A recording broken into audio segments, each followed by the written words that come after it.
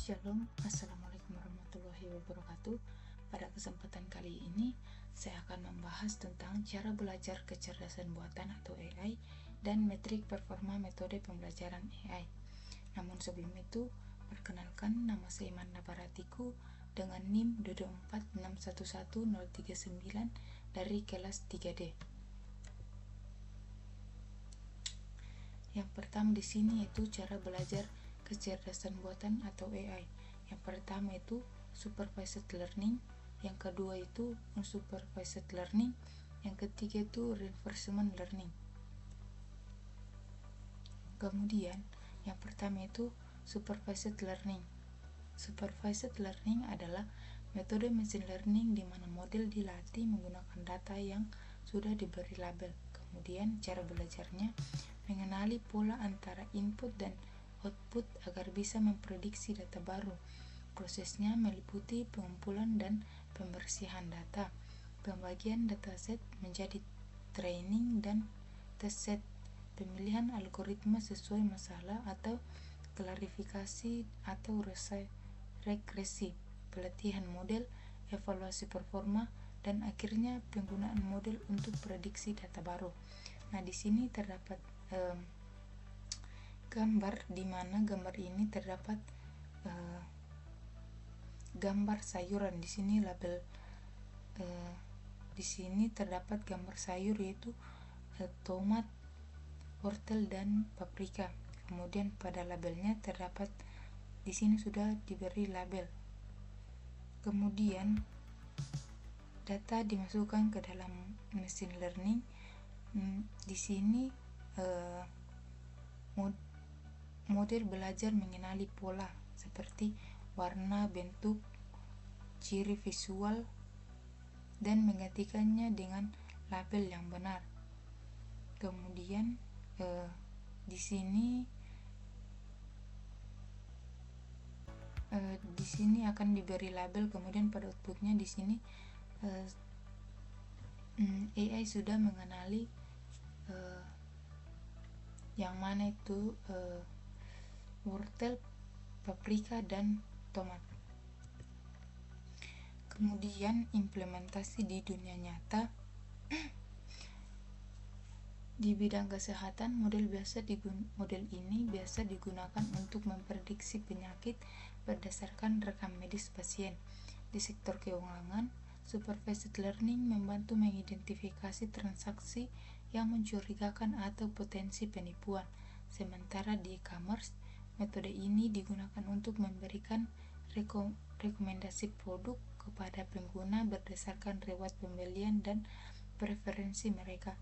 Dengan mempelajari pola dari data yang nyata yang sudah diberi label, supervised learning memungkinkan pengambilan keputusan otomatis yang lebih cepat, efisien, dan tepat. Yang kedua yaitu unsupervised learning. Unsupervised learning adalah metode pembelajaran mesin yang mempelajari data tanpa label atau target untuk menemukan pola atau struktur tersembunyi. Kemudian cara belajarnya, model menganalisis data untuk mengelompokkan informasi yang mirip atau clustering, menyederhanakan data kompleks, atau menemukan hubungan antar item. Hasilnya berupa kelompok data, aturan asosiasi, atau fitur utama yang membantu memahami data. Contohnya termasuk mengelompokkan pelanggan berdasarkan perilaku belanja atau menemukan produk yang sering dibeli bersamaan. Di sini unsupervised learning ini pada sisi di sini terdapat sekumpulan hewan, di mana hewan ini berupa tupai, rubah, dan burung hantu. Kemudian pada training unsupervisor ini bekerja dan tidak ada yang tahu benar, tidak ada yang memberitahu yang mana yang benar. Mesin terus mencari. Kemudian pada output ini Di sini sudah terbagi menjadi 3 kelompok. Yang pertama kelompok tupai, yang kedua kelompok rubah, dan kelompok 3 itu burung hantu. Kemudian implementasi di dunia nyata. Penerapannya sangat beragam, misalnya dalam bidang pemasaran. Unsupervised learning ini digunakan untuk segmentasi pelanggan, sehingga perusahaan bisa mengelompokkan konsumen berdasarkan perilaku atau preferensi mereka tanpa mengetahui kategori sebelumnya. Di bidang keamanan cyber, metode ini membantu mendeteksi aktivitas mencurigakan atau anomali pada jaringan yang tidak memiliki label aman atau serangan. Di industri e-commerce, unsupervised learning digunakan untuk menganalisis produk yang sering dibeli bersamaan atau menemukan tren baru di pasar. Dengan kata lain, metode ini memungkinkan penemuan wawasan baru dari data yang kompleks tanpa membutuhkan panduan atau label sebelumnya. Kemudian, reinforcement learning. Reinforcement learning adalah metode pembelajaran mesin di mana agen belajar membuat keputusan dengan mencoba tindakan atau menerima reward atau punishment dari lingkungan. Agen berinteraksi dengan lingkungan, menyesuaikan strateginya berdasarkan hasil yang diterima, dan bertujuan memaksimalkan total reward. Contohnya termasuk robot belajar berjalan, AI bermain game, atau sistem rekomendasi menyesuaikan saran untuk pengguna. Di sini contohnya di sini adalah kumpulan data meta yang awalnya dimasukkan ke dalam sistem sebelum proses pembelajaran dimulai. Kemudian pada agen di sini, entitas dilatih untuk mengambil keputusan atau melakukan tindakan. Kemudian pada environment ini, dunia atau konteks tempat agen beroperasi atau berinteraksi. Kemudian pada outputnya, hasil akhirnya setelah agen belajar menentukan pilihan terbaik. Kemudian dikelompokkan menjadi beberapa kelompok tertentu. Kemudian implementasi di dunia nyata, penerapannya cukup luas, misalnya dalam bidang transportasi. Reinforcement learning digunakan untuk mengoptimalkan navigasi kendaraan otonom agar dapat memilih rute tercepat dan teraman.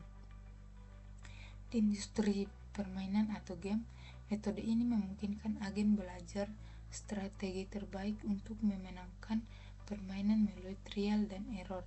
Selain itu, dalam robotika, reinforcement learning membantu robot belajar melakukan tugas kompleks seperti mengambil objek atau merakit komponen dengan menyesuaikan tindakan berdasarkan hasil yang diperoleh. Dengan pendekatan ini, sistem dapat terus meningkatkan kinerjanya secara mandiri melalui pengalaman. Kemudian pembahasan yang kedua yaitu metrik performa metode pembelajaran AI. Yang pertama itu supervised learning, pengertian Aquari, precision, dan recall. Yang kedua unsupervised learning, cumulative reward dan average reward. Yang ketiga itu reinforcement learning, pengertian Silhouette score dan Davis Boulding Index. Supervised learning, yang pertama itu Aquari atau akuransi, seberapa sering model membuat prediksi yang benar. Yang kedua itu precision atau presisi, dari semua yang diprediksi positif, seberapa banyak yang benar-benar positif. Yang ketiga itu recall atau sensitivitas, dari semua data yang sebenarnya positif, seberapa banyak data yang berhasil dideteksi. Supervised learning, Silhouette score adalah ukuran yang menunjukkan seberapa mirip satu objek dengan klasternya sendiri dibandingkan dengan klaster lainnya. Nilai ini memberikan indikasi seberapa baik data dikelompokkan. Yang kedua itu Davis Boulding Index, atau mengukur kualitas clustering berdasarkan rasio antara intra-cluster dan intercluster. Semakin kecil nilainya, semakin baik cluster tersebut, karena artinya cluster rapat dan terpisah dengan jelas. Yang ketiga yaitu reinforcement learning. Cumulative reward adalah jumlah total reward yang diperoleh oleh agen selama periode tertentu, biasanya dalam satu episode atau lintasan interaksi dengan lingkungan. Konsep ini mengukur seberapa banyak total atau poin yang berhasil dikumpulkan agen dari awal hingga akhir episode. Yang kedua itu average reward adalah rata-rata reward yang diperoleh agen per langkah atau per episode. Konsep ini menekankan konsistensi performa daripada total reward.